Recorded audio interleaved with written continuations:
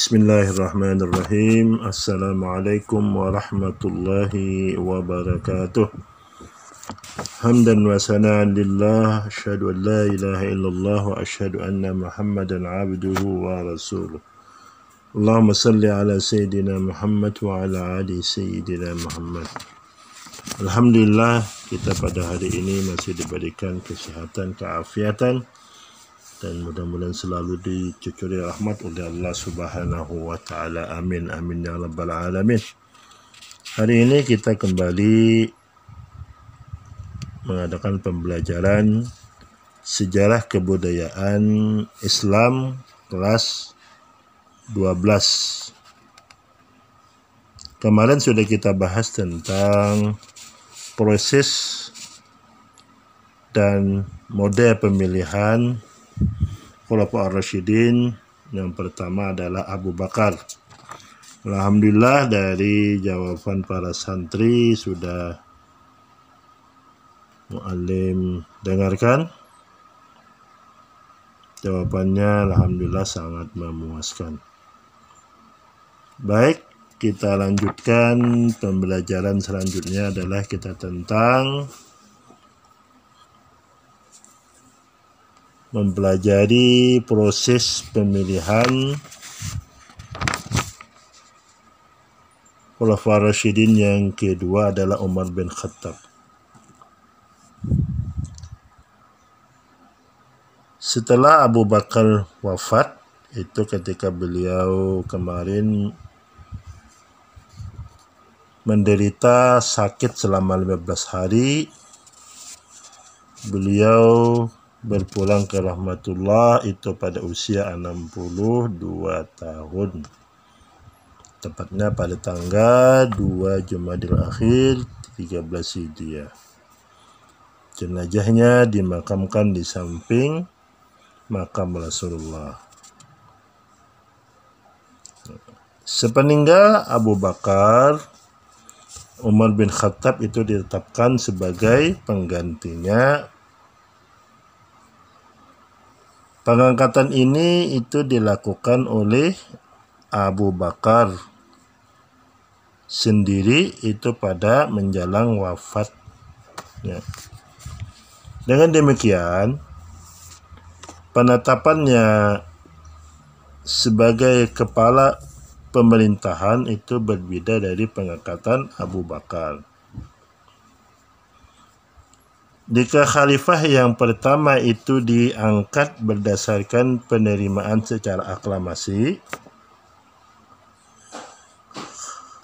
khalifah kedua itu ditetapkan berdasarkan penunjukan dari khalifah yang masih memegang jabatan. Kemudian penunjukan ini disepakati masyarakat. Menjelang wafat Abu Bakar, secara diam-diam beliau berpikir tentang siapa tokoh yang pantas menggantinya. Setelah meneliti pribadi masing-masing pemuka umat Islam pada waktu itu, beliau jatuh kepada pilihan Umar bin Khattab. Meskipun demikian, Abu Bakar tidak gegabah bertindak sendiri dalam mengambil keputusan penting ini. Ia kemudian itu mengajak musyawarah tokoh-tokoh terkemuka tentang penunjukan Umar. Yang diajak berdiskusi pada waktu itu antara lain adalah Abdurrahman bin Auf, Utsman bin Affan, Usaid bin Hudair al-Ansari, Said bin Zaid, dan Talha bin Ubaidillah.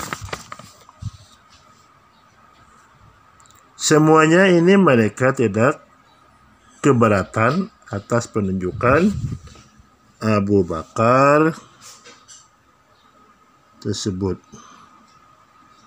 Setelah mereka yakin bahwa pemilihan dapat diterima para pemuka Islam, Abu Bakar memanggil Utsman bin Affan untuk mencatat wasiat atau pesan tentang penggantinya. Dan amanah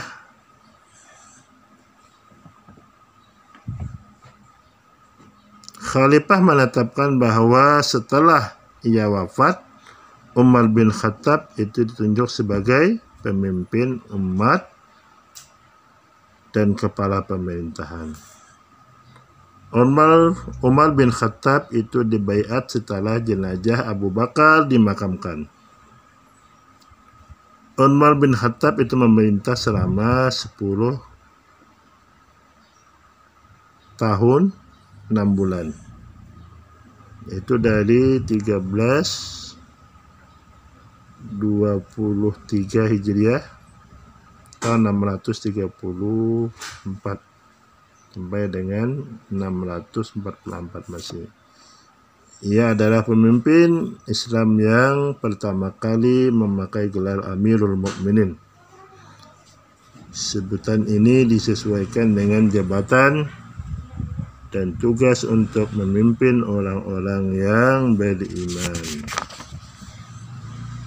Umar bin Khattab itu meninggal pada bulan Dzulhijjah 23 Hijriah atau 644 Masehi dan usia 63 tahun. Ia meninggal karena luka di tikam Abu Lu'lu'ah dari Persia. Tragedi ini merupakan pembunuhan politik yang pertama dalam sejarah Islam. Dan demikian itu tentang proses pengangkatan Umar bin Khattab sebagai khalifah. Para santri yang selalu dirahmati oleh Allah Subhanahu wa taala, demikian pembelajaran SKI pada kali ini. Tugas selanjutnya para santri adalah pertama,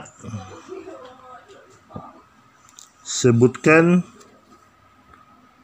perbedaan proses pemilihan dan penetapan Umar bin Khattab dan Ali bin Abi Thalib sebagai khalifah. Yang kedua, kenapa Umar bin Khattab itu diberi gelar Amirul Mukminin?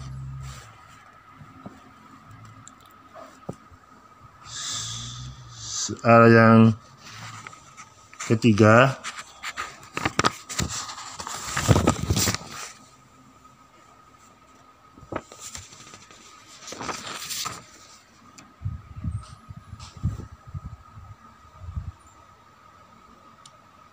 ceritakan peristiwa terbunuhnya Umar bin Khattab dan kapan Umar bin Khattab wafat. Demikian pembelajaran SKI kelas 12 pada hari ini. Jawaban dimintakan lewat pesan suara.